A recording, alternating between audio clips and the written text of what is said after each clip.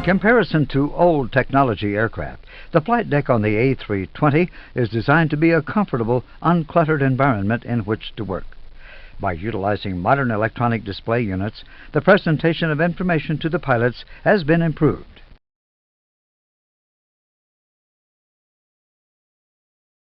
The Electronic Instrument System, EIS, consists of 6 identical full-color cathode ray tube display units. The EIS is divided into 2 subsystems.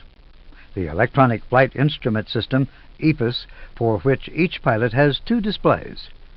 The Electronic Centralized Aircraft Monitoring System, ECAM, which uses the 2 displays in the center to provide information on the aircraft systems. Let's look at the EFIS system first.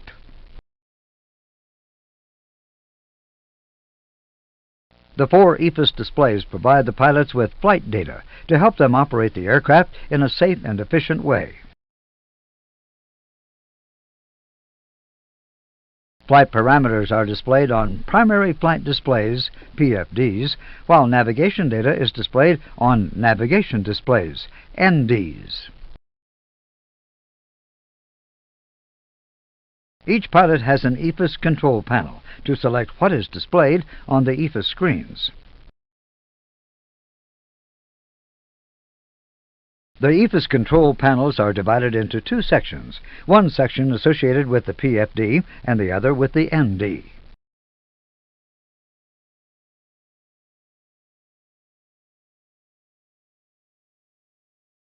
Outboard of the PFD, there are control knobs to adjust the brightness of the associated PFD and ND, or to turn the display off.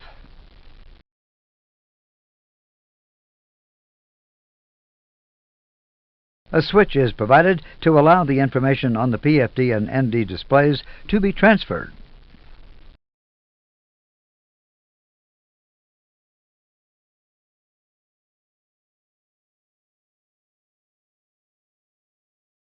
The 2 displays in the center are dedicated to the Electronic Centralized Aircraft Monitoring System, ECAM.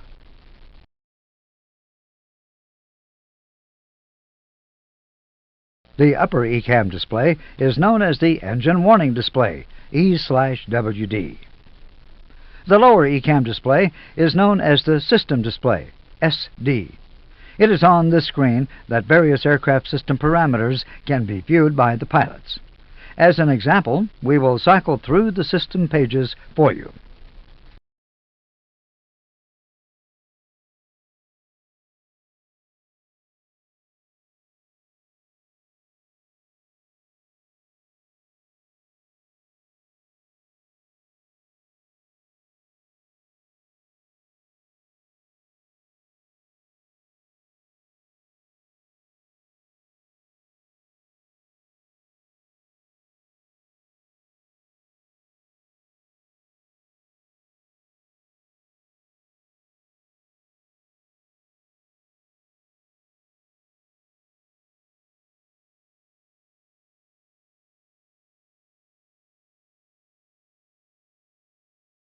The presentation of system information is based on a need-to-know philosophy. This means that only the system information relevant to the particular phase of flight is presented to the pilots. You will see this demonstrated in the normal and abnormal operation modules. Another philosophy that is used on the flight deck is the lights out principle. What this means is that when the aircraft is in its normal flight state, there will be no white lights illuminated in any of the switches on the overhead panel. Let's look at some switches and show the different possibilities.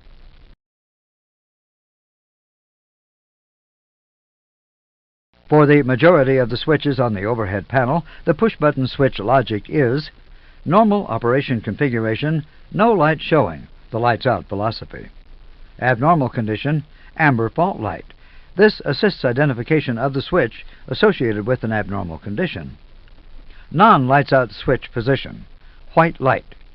If normally the system should be operating and is deactivated, a white off light is illuminated. If normally the system should not be operating and is activated, a white on light is illuminated.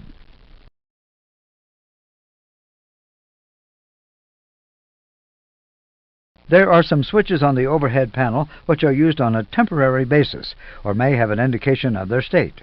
The logic is temporary selection for operational reasons, blue on light such as anti-ice.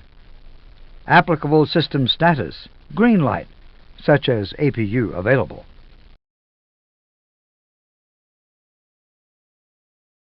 Below the ECAM displays on the center pedestal is the ECAM control panel. The two controls on the left-hand side are to adjust the brightness of the two ECAM screens or to turn them off. We will look at the rest of the controls on this panel in more detail later.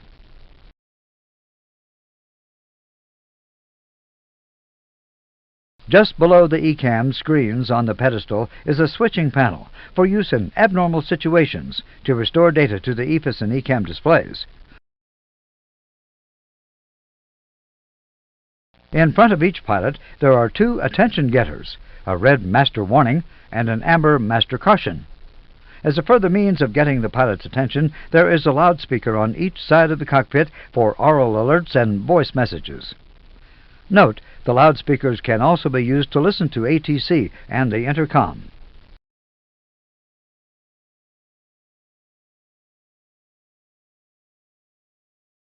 Now, let's go back to the EFIS system. For the EFIS displays, data from the Air Data and Inertial Reference System, ADIRS, plus navigation data from the Flight Management and Guidance System, FMGS, is fed directly to three Display Management Computers, DMCs.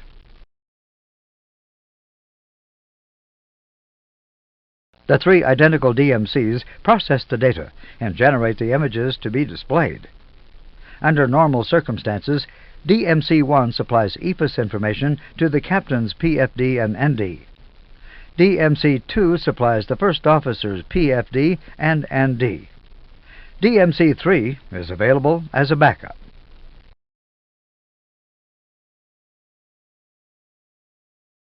Now let's look at the other EIS subsystem, ECAM, and how the ECAM displays get their data.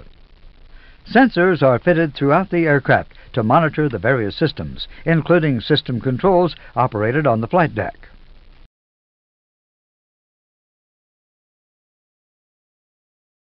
Data for certain parameters, for example, fuel quantity and primary engine indications, is routed directly from the system sensors to the three DMCs. Note that there are separate channels within each DMC for ECAM and EFIS.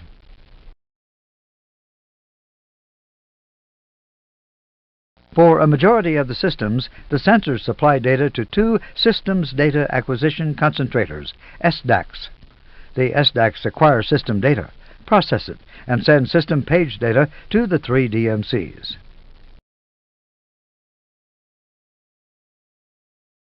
Normally, DMC1 supplies the engine warning display. DMC2 supplies the SD, the system display.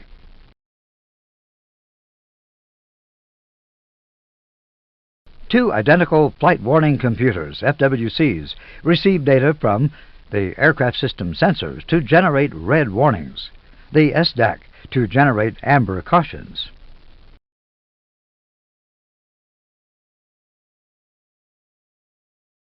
The FWCs then supply the DMCs for the display of alert messages, the attention getters, the loudspeakers for oral alerts, and synthetic voice messages.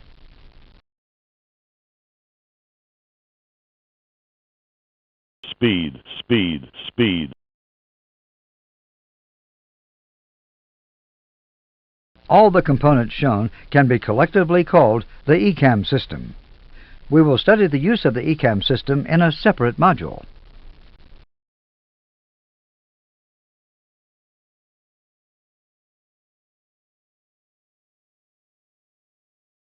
The master time reference for all aircraft systems is provided by a clock located on the right lower side of the main panel.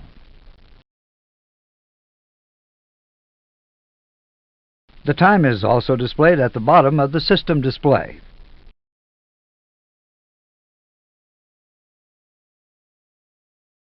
The two chrono push buttons, located on the glare shield, control the associated display on the individual NDs. The chronos operate as stopwatches, measuring either seconds, minutes, or hours.